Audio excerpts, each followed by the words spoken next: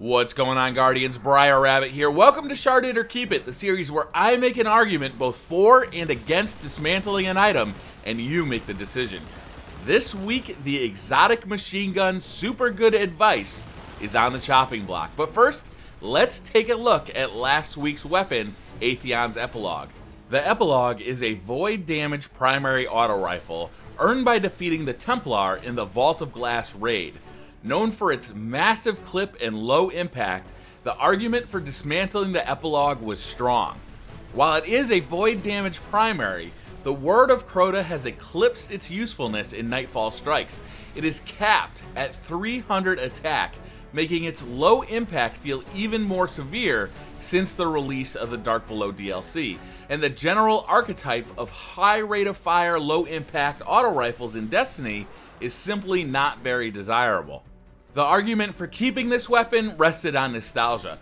Atheon's Epilogue was my first raid weapon, as well as my first exposure to burn modified primary weapons. Learning of this weapon through a teammate in a Nightfall strike was largely responsible for sending me along my path of obsession with Destiny's raids and greatly extending Destiny's lifespan. So my argument was made, and once again your responses were on point. Tanky Lee says, it's good for oracles, keep it. Jack Greathouse says, there are many better auto rifles out there and you should shard it. The Vault of Glass will always be there. GT Gaming 69 says, shard it. This gun is straight ass for real. Honestly, it's dog shit. Shoots kisses and sneezes. And Sake Gaming says, Iron Eagle.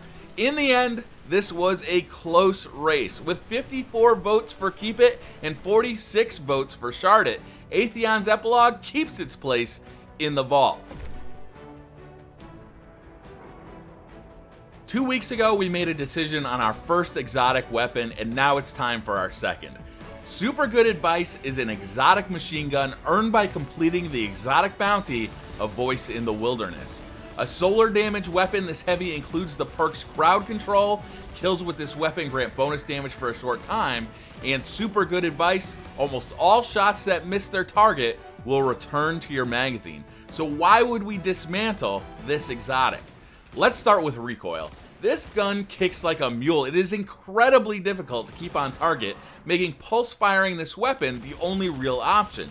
And while the Super Good Advice perk does help with this a bit by returning most of your missed shots back to the magazine, it's just not as good at doing what heavy weapons do best: massive damage per second. Whether it be in the Crucible or against a raid boss, the primary reason to pull out a heavy weapon is to do as much damage as you can as rapidly as possible. With the unpredictable recoil of Super Good Advice, it is just too slow to burn down the health of your enemies, and aiming for crits? Forget it. Adding to this issue is the fact that it is a solar damage heavy weapon, and so is Yalahorn. But Yalahorn is the highest DPS weapon in the game, so justifying using your exotic weapon slot on Super Good Advice is almost never a good idea. It is simply not going to do the damage. And that's really the biggest problem with SGA. There is, in nearly every situation, a better choice for an exotic. The Thunderlord is a better exotic machine gun, Yalahorn is a better solar damage heavy weapon. There are many better legendary machine guns for PvP. The SGA simply never really gets used because it's hardly ever the best weapon for doing anything. Except for one thing, and this will start my argument for keeping it. There is simply no better weapon for killing oracles in the Vault of Glass. When shooting oracles, even when you are doing damage, every bullet counts as a miss and activates the Super Good Advice perk and sends the ammo back to your magazine. It gives you an essentially limitless supply of heavy ammo and is particularly useful in the Atheon fight.